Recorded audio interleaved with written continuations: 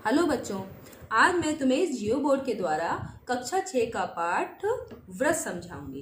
तो ये देखो, ये एक निश्चित बिंदु है और ये बिंदुओं का समूह जो कि इस निश्चित बिंदु से समान दूरी पर स्थित है। ठीक है, तो ऐसे बिंदुओं का समूह जो एक निश्चित बिंदु से समान दूरी पर स्थित हो उसे कहते हैं व्रत।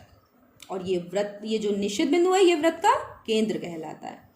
और ये जो समान दूरी है वो क्या कहलाती है? व्रत की त्रिज्या।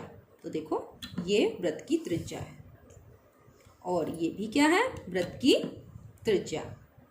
अब देखो, व्रत के दो बिंदुओं को मिलाने वाली रेखा जो कि केंद्र से भी होकर जाए वो कहलाती है व्रत का व्यास। ये देखो, व्रत के दो बिंदुओं को मिला रही है और केंद्र से भी जा रही है, तो ये क्या कहलाएगी? व्रत का व्यास। अब तुम्हें व्रत का व्यास और त्रिज्या में कोई संबंध दिखाई दे रहा है? ये देखो, ये भी एक त्रिज्या है और इस तरफ भी एक त्रिज्या है, तो ये दो त्रिज्याएं मिलकर क्या बना रही हैं? व्रत का व्यास। यानी व्रत का व्यास त्रिज्या का दुगना होता है। तो अब तुम्हें समझ में आया व्रत का व्यास क्या होता है? त्रिज्या का दुगना।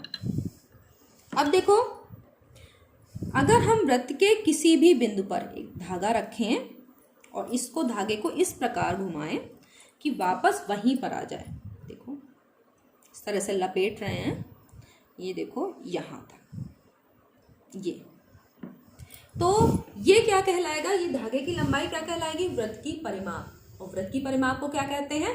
व्रत की परिधि। तो व्रत की परिधि क्या होती है? व्रत की परिमाप।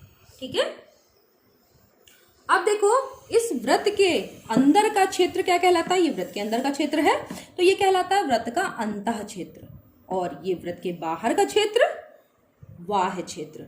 तो व्रत के अंतः क्षेत्र में स्थित बिंदु कौन सा है? ये वाला। और व्रत पर स्थित बिंदु कौन से हैं? ये सब। और व्रत के बाह्य क्षेत्र में स्थित बिंदु कौन से हैं? ये। अब देखो, व्रत के किन्हीं भी दो बिंदुओं को मिला दो तो वो रेखा क्या कहलाती है? जीवा।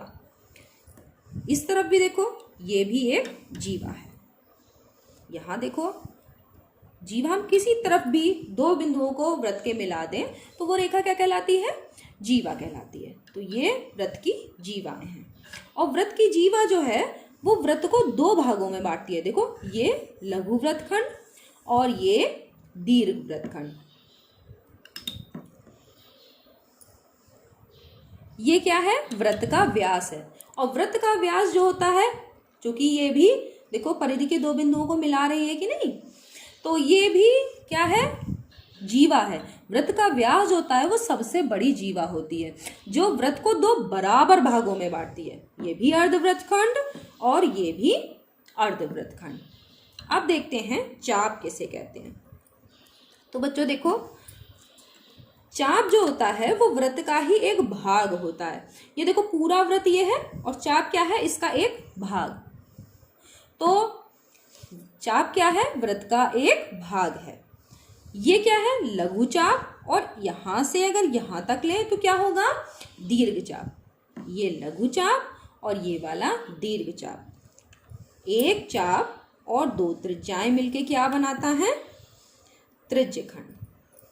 ये देखो, दो त्रिज्या और एक चाप से मिलकर जो ये आकृति बनती है क्या कहलाती है? त्रिज्यखंड। देखो, इस तरफ भी ये भी एक त्रिज्यखंड बन रहा है। ये भी देखो, ये दो त्रिज्याएं हैं और ये एक चाप है, तो क्या बना? त्रिज्यखंड। अब हम देखते हैं कि क्या हम व्रत में एक ही त्रिज्या और एक व्यास होता है कि असंख्य त्रिज्याएं और असंख्य व्यास खींच सकते हैं। तो देखो, ये एक त्रिज्या है, ये भी तो एक त्रिज्या है। इस तरफ देखो, ये भी एक त्रिज्या है। इधर खींचो तो ये भी एक त्रिज्या है, ये भी त्रिज्या है। इस तरीके से देखो, बहुत सारी हम त्रिज्याएं खींच सकते हैं। तो व्रत में असंख्य त्रिज्याएं होती हैं। किसी भी तरफ अगर हम इस तरह से मिला दें तो ये देखो असंख्य त्रिज्याएं हैं, है ना। इस तरह से व्रत का व्यास भी देखो, असंख्य व्यास खींच सकते हैं कि नहीं, देखते हैं।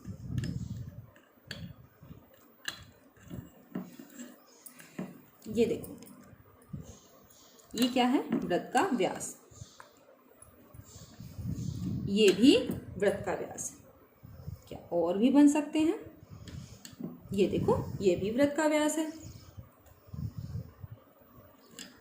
ये देखो, तो बहुत सारे हम वृत्त के व्यास भी खींच सकते हैं, यानी वृत्त में असंख्य व्यास और असंख्य त्रिज्याएं खींची जा सकती हैं। तो ठीक है, तो अब तुमको इसमें समझ में आ गया होगा कि वृत्त की परिधि क्या होती है। तो वृत्त की परिधि क्या होता है? वृत्त का परिमाप, वही वृत्त की परिधि कहलाती है। और वृत्त का केंद्र ये रहा। वृत्त के केंद्र से निश्चित दूरी पर बिंदुओं का समूह क्या कहलाता है? वृत्त कहलाता है।